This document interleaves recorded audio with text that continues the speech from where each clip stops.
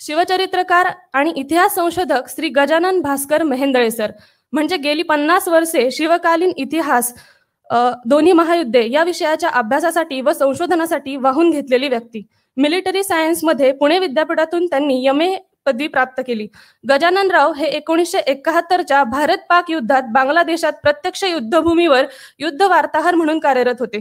श्री गजानन मेहेंदळे यांनी सखोल अभ्यासातून आणि अथक परिश्रमातून मराठीतून 2500 पानांच्या श्री राजा शिवछत्रपती या शिवचरित्राचे लिखाण केले आहे, जो एक मान्यताप्राप्त ऐतिहासिक संदर्भ ग्रंथ म्हणून नावाजला गेला आहे.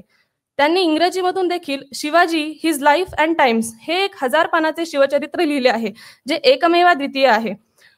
शिवछत्रपतींचे आरमार आणि Tipu as he really was या पुस्तकाचे देखील लिखाण केले आहे. गजाननराव मेहेंदळे यांचा पहिले आणि दुसरे महायुद्ध यावर देखील गाढा अभ्यास असून त्यावरही जवळजवळ 5000 पानांचे लेखन पूर्ण झाले आहे.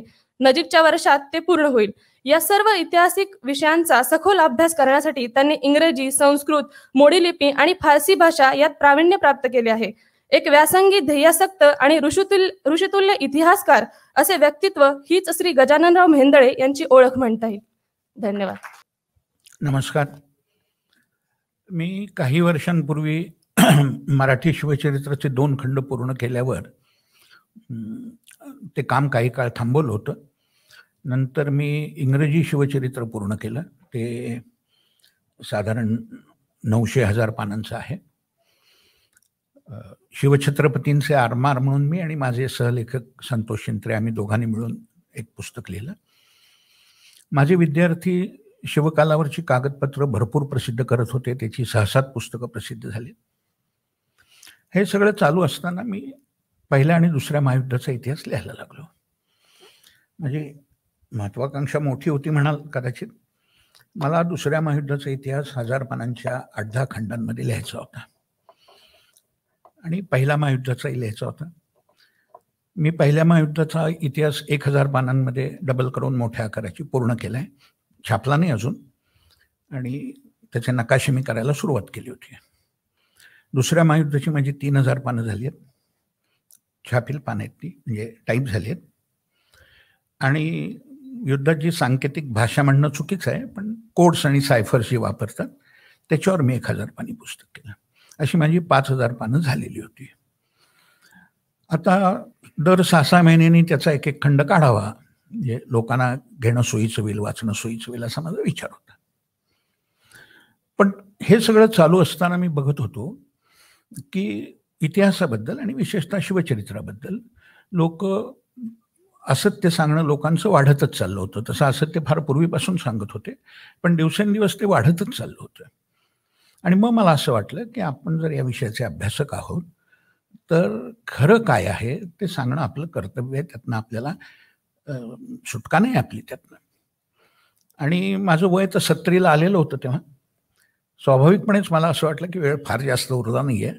आपण हे महायुद्ध करत बसलो तर हे राहून जाईल पुस्तक. नंतर आपल्या अंगात शक्ती राहणार नाही ती लिहिण्याची. म्हणून मी सगळं काम थांबवलं आणि मुसलमानी राजवटी आणि शिवछत्रपतींचे स्वराज्य धार्मिक धोरण, आत्ता तरी असं नाव ठरलंय, हे पुस्तक लिहायला सुरुवात केली. आता त्याचं एखादंच प्रकरण राहिलंय. बराचसा भाग पूर्ण झालाय, तरी महिना, 1.5 महिना, 2 महिने लागतील. मध्ये मला श्री शिवाजी रायगड स्मारक मंडळाने भाषण करायला बोलवलं. तर मी 31 मेला भाषण केलं. तेव्हाही त्या पुस्तकाच्या विषयाच्या अनुषंगानेच बोललो. हे काम मी सुरू केलं, तो दिवस महाराष्ट्र दिन असल्यामुळं माझ्या लक्षात राहिला योगायोगानं की 1 मे 2016ला मी काम चालू केलं. आता 30 एप्रिलला 5 वर्ष होतील आणि तेवढ्यात पूर्ण होईल. मी तुम्हाला म्हणालो की असत्य सांगितलं जातं, सत्य दडवलं जातं, अनुवादात मुळात नसलेला मजकूर घुसडला जातो, मुळात असलेला मजकूर गाळला जातो.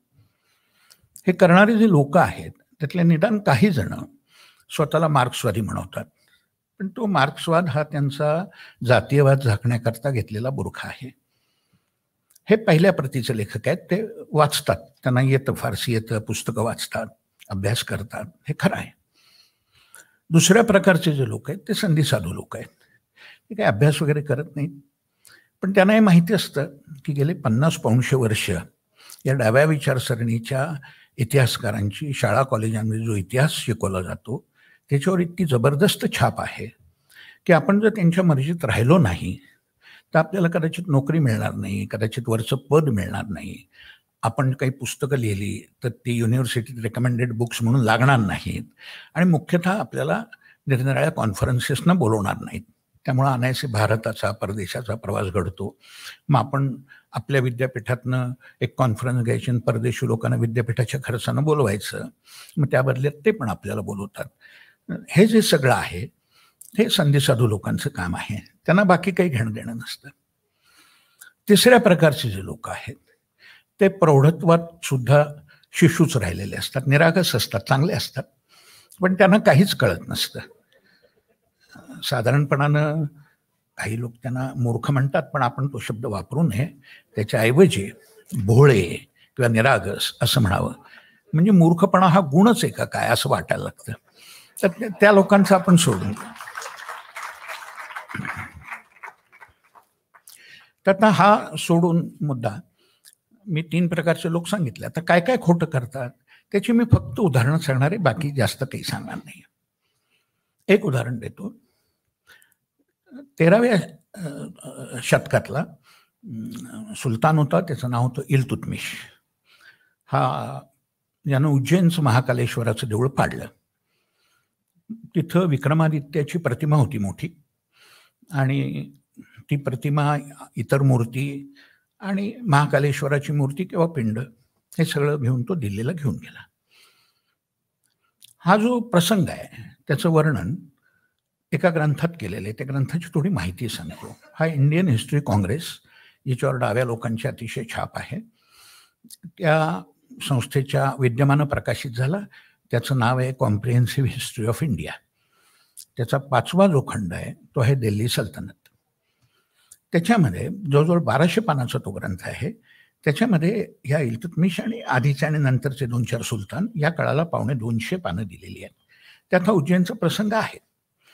पण महाकालेश्वराची मूर्ती दिल्लीला नेली हा मुद्दा मात्र त्यांनी गाळून टाकलेला आहे. त्यांनी लिहिले विक्रमादित्याची प्रतिमा नेली आणि काही हिस्टॉरिक रेलिक्स नेली, म्हणजे स्मृतिचिन्ह किरकोळ नेली. महाकालेश्वराचा उल्लेखच केला नाही.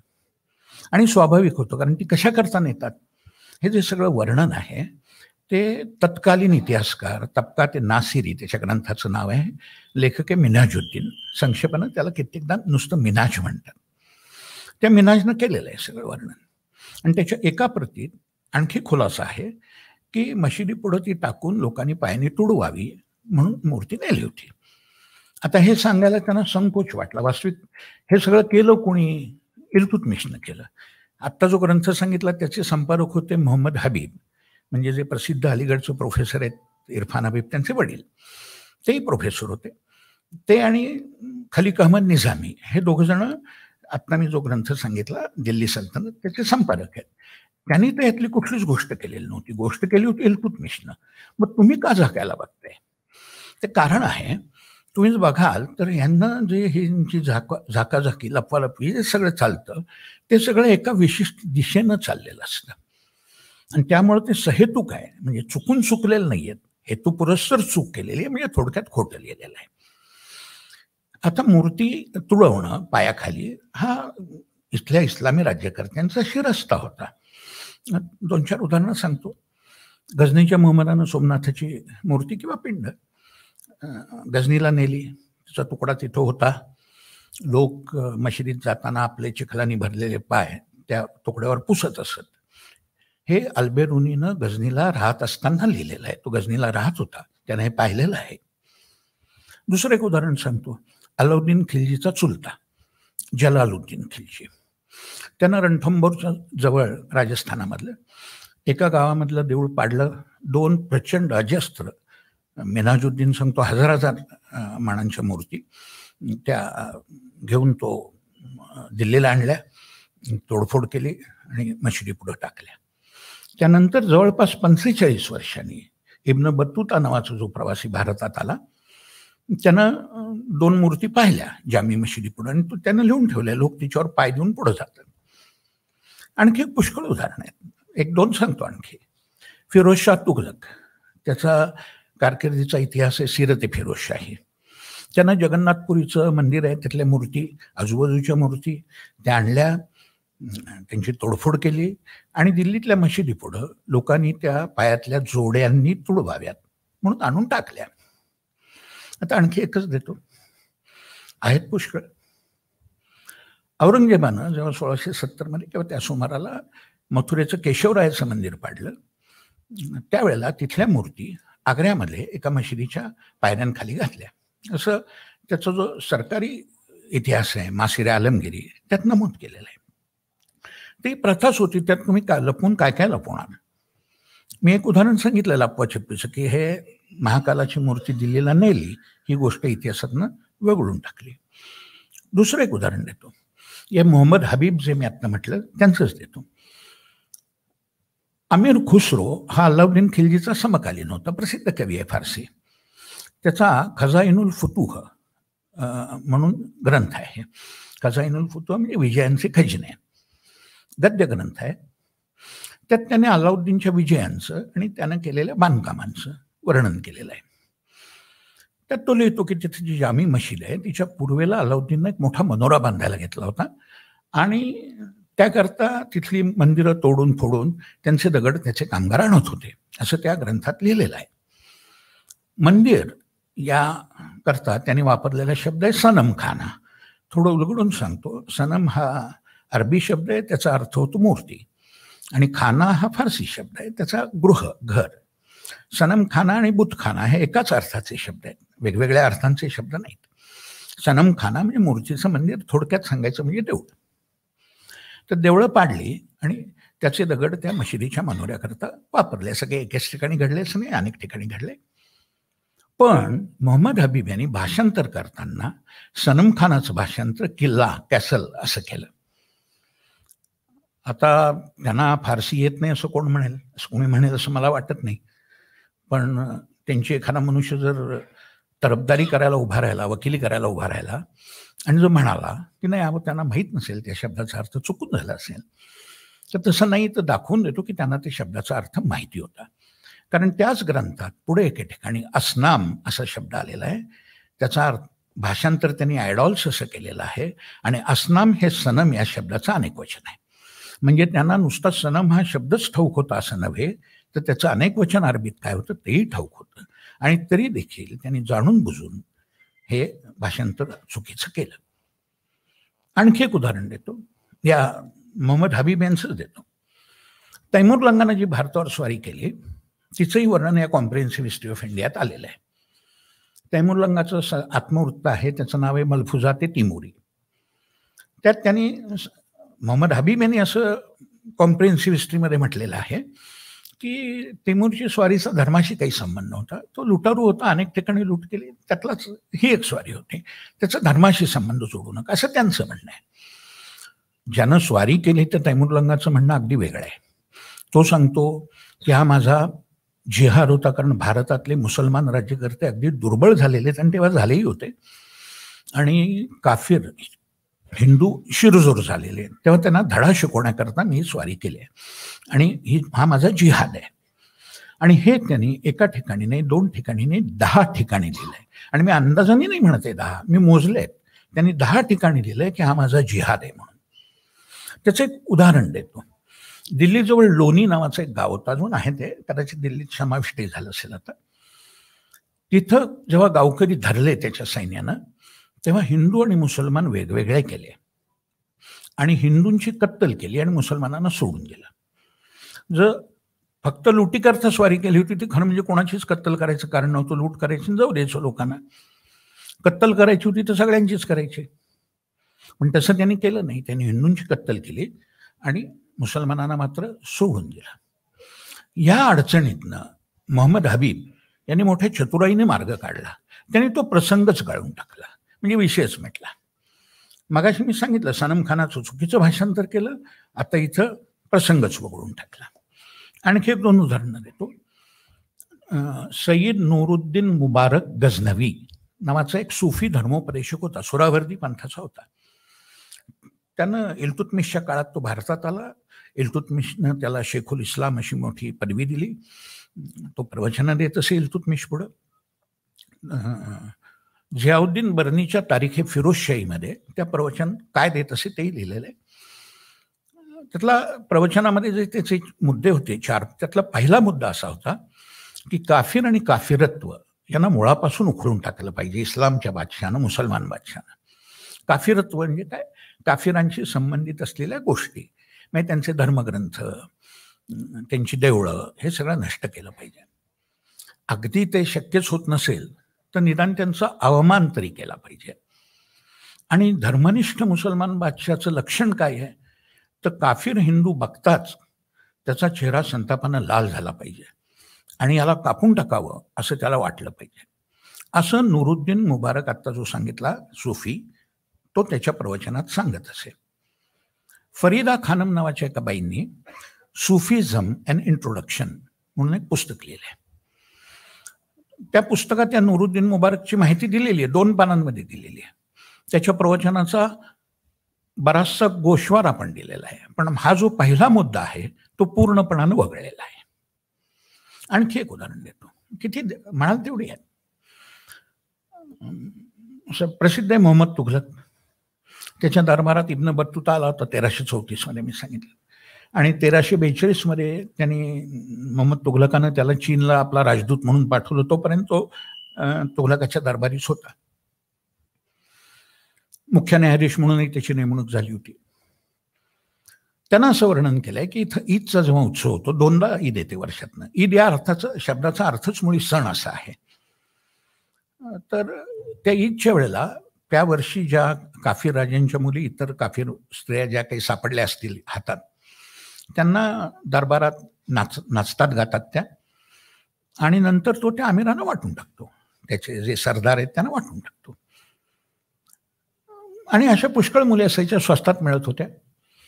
खुद्द इब्न बत्तुताला त्या वजीरांना एकदा कॉम्प्लिमेंटरी म्हणून 10 अशा मुली पाठवल्या होत्या.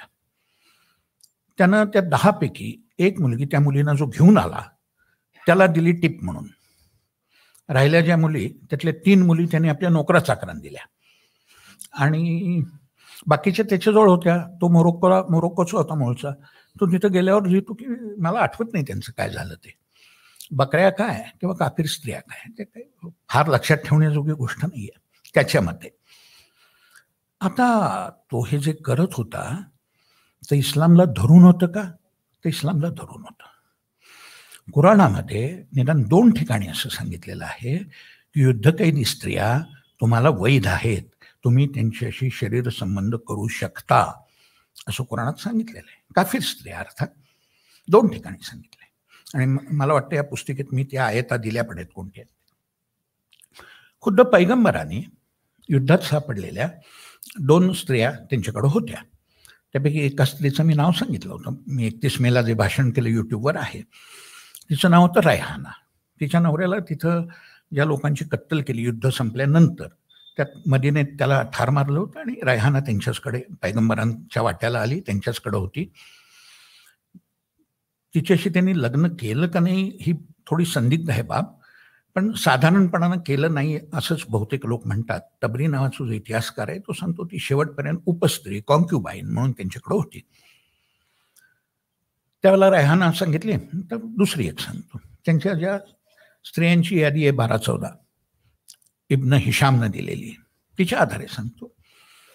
तुम्ही म्हणाला हो इस्लाममध्ये तर 4च बायकां, तुम्ही तर 12-13 सांगताय. तर ते 4 बायकांची अट बाकीच्या मुसलमानांना होती, पैगंबरांवरती अट नव्हती. त्यांना अल्लाने परवानगी दिली होती. त्या परवानगीनुसार ते करत होते. त्यातली जी सफिया होती ती इब्न कुरैजा या जू जमातीतलीच होती. ती लग्न होऊन खैबर नावाच्या ठिकाणी आली होती. खैबर म्हणजे भारताच्या वायव्येला खैबर खिंड आहे, त्याचा काही संबंध नाही. हे अरबस्तानातलं खैबर आहे. तर ती जी सफिया होती तिच्या नवऱ्याला मदिनाला मारून टाकलं होतं. तिचा नवरा होता खैबरला, तो खजिना कुठे आहे ते सांगे ना, म्हणून पैगंबरांच्या हुकमावरून त्याला हालहाल करून ठार मारण्यात आलं. आणि नंतर त्या सफियाशी पैगंबरांनी लग्न केलं. म्हणजे कुराणातल्या आयता, पैगंबरांचं चरित्र आणि पैगंबरांच्या उक्ती आणि कृती म्हणजे हदीस, या सर्व दृष्टीनं युद्धकैदी स्त्रियांचा अशा प्रकारे उपयोग करण्याचा मुसलमानांना त्यांच्या धर्मानं हक्क दिलेला आहे. आणि तो धर्मदत्त हक्क मोहम्मद तुघलक बजावत होता. आता हे लिहायला हे सगळं मोहम्मद तुघलक करत होता. त्याचं चरित्र ज्यांनी लिहिलंय त्यांचं नाव आहे महदी हुसैन. त्यांचं एक पुस्तक आहे मोहम्मद तुघलकाचं चरित्र, rise and fall of Mohammad bin Tughlaq. त्यांचं दुसरं तुघलक घराण्यावरचं पुस्तक आहे तुघलक डेनेस्टी. या दोन्ही पुस्तकांमध्ये या गोष्टीचा यत्किंचितही उल्लेख नाही.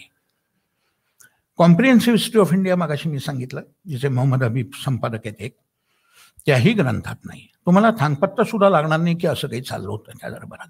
त्याकरता तुम्हाला इब्न बतूताचं प्रवास वृत्त वाचलं पाहिजे, त्यानं काय लिहिलंय, तरच हे कळू शकतं. आता ती उदाहरणं सांगत बसणं, एक उदाहरण बारीकसं सांगतो जाता जाता.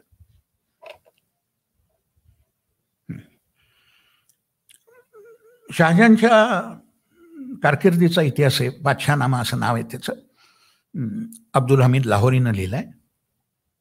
अलीकडंच हामिद सिद्दीकी नावाच्या गृहस्थाने त्याचं इंग्रजी भाषांतर केलंय, ते प्रकाशित झालंय.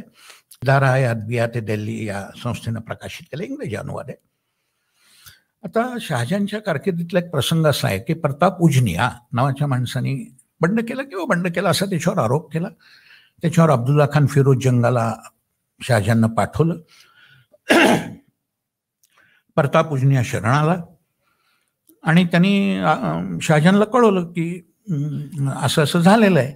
तर शहाजहाननं त्याला हुकूम पाठवला की प्रतापला मारून टाक आणि त्याची जी बायको आहे ती ताब्यात घे. त्याप्रमाणे अब्दुल्ला खान फिरोज जंगानं केलं. त्यानं ती बायको घेतली ताब्यात आणि तिचं आपल्या नातवाशी लग्न लावलं. याचं वय तेव्हा 70 होतं अब्दुल्ला खान फिरोज जंगाचं. त्या नातवाशी लग्न लावून टाकलं. आता हे सगळं बादशाहनाम्यात लिहिलेलं आहे. त्याचा जो इंग्रजी अनुवादक आहे, काय नाव त्यांचं सांगितलं, हमीद सिद्दीकी, त्यांनी तो प्रसंग वगळूनच टाकलाय. त्याचा उल्लेखच नाही, त्या बायकोचा उल्लेख नाही. बाकी सगळं दिलंय, प्रताप उजनियांनी बंड केलं मग वगैरे सगळं दिलंय, पण त्याच्या बायकोचा उल्लेखच केलेला नाही. तर हे असे हे इतिहास आहेत आणि हे लोकांना वर्षानुवर्ष फसवत आहेत. तर आता ते टेक्स्टबुकापर्यंत झिरपलेले आहे. त्याची फक्त 2 छोटी उदाहरणं सांगतो.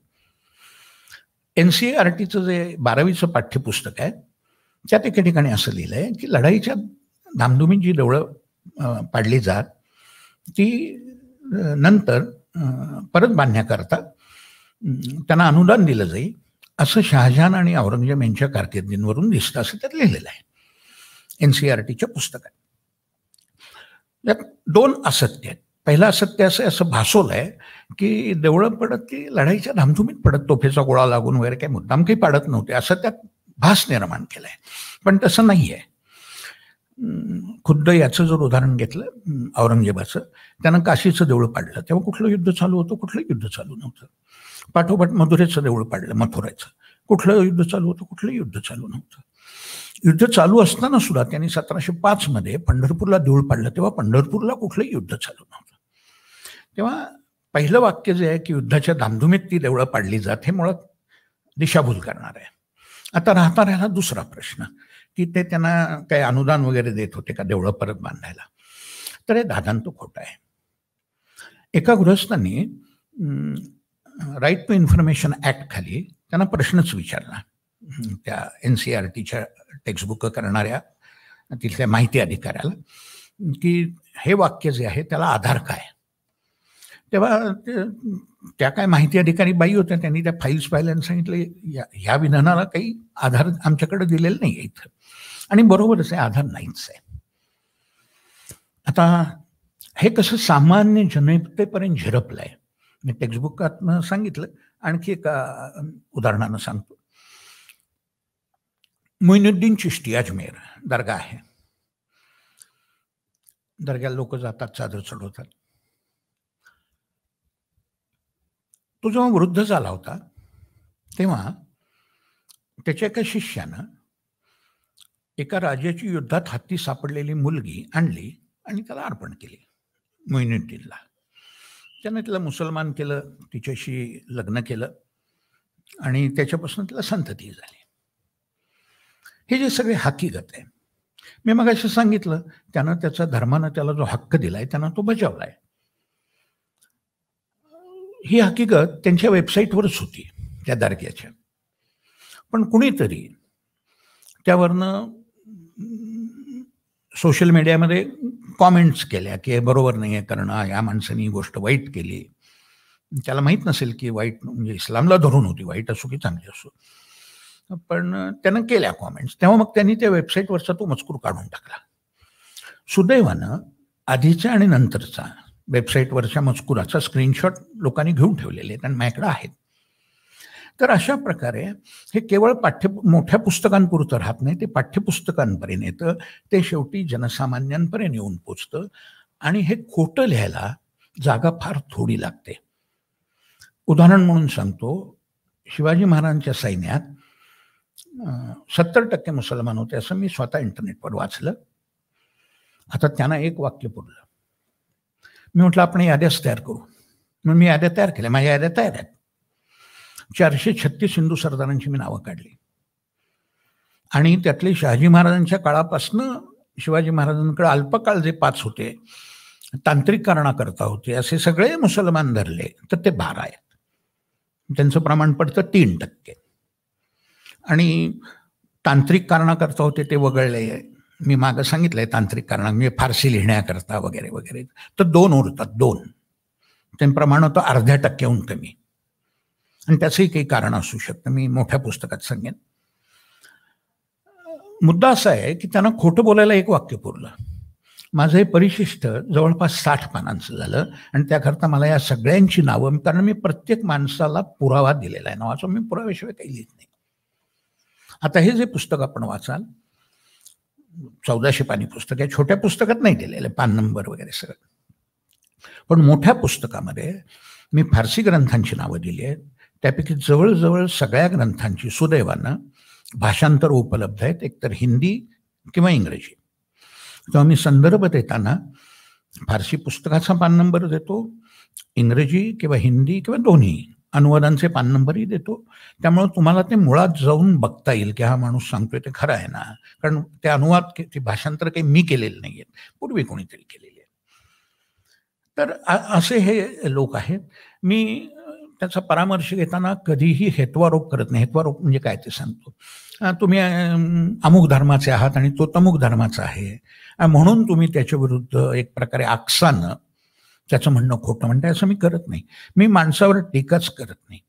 मी टीका करतो त्या विधानावर. तो काय म्हणतोय ते म्हणतोय ते खरं आहे का. उदाहरणार्थ 70% मुसलमान होते, खरं आहे का. मी मोजून बघतो आणि सांगतो की खरं नाही आहे. माझी टीका विधानावर आहे, व्यक्तीवर नाही. तर अशा स्वरूपाचं हे पुस्तक आहे. काही लोकांना तर ब्लॅकलिस्टच केलं पाहिजे. परवा मी राम पुनियानी नावाच्या एका ग्रस्तांची काहीतरी व्हिडिओ एकाने मला पाठवली, ते काय वाटेल ते सांगत होते की गुवाहाटीच्या कुठल्या कामाख्या देवळाला औरंगजेबानं फरमान दिलं वगैरे. आणि तुम्ही बऱ्याच लोकांकडनं ऐकलं असेल की औरंगजेबाची ही देवळांना देणग्या दिल्याची फरमान आहेत. अशी काही फरमानं नाहीत. तुम्हाला ते सविस्तर मी माझ्या पुस्तकात दाखवतो की फरमान कसं असतं, काय असतं. कुठल्या तरी कागदावर 4 फारसी ओळी खरडल्या म्हणजे फरमान होत नाही. ते मी सगळा उलगडा करून त्यात सांगितलेलं आहे. मला जर 3-4 महिने देवानं दिले तर पुस्तक पूर्ण होईल आणि तुम्हाला वाचायला मिळेल. नमस्कार.